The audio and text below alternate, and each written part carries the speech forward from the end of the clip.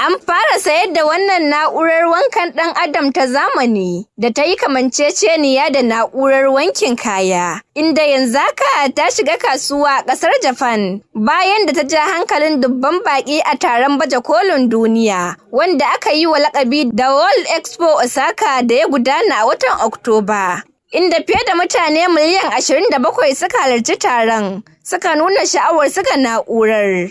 Na'urar wanda wani kamfani na ƙasar Japan ya ƙirƙira, a cewar mai magana da yawun kamfanin a baya-bayan nan. Mai buƙatar wanka zai shiga cikinta ne ya yi kwanciyarsa, inda ita kuma za ta cuɗa shi ciki da bai, ba tare da jujjuyawa ba kamar injin wankin ba.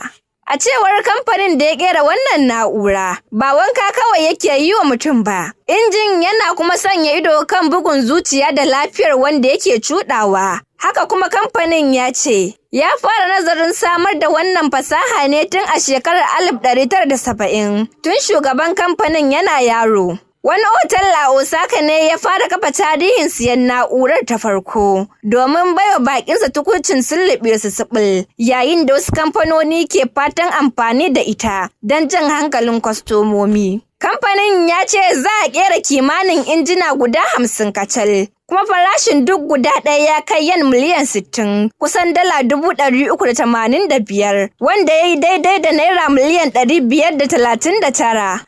Zainab Usman Abdullahi, Hassan News.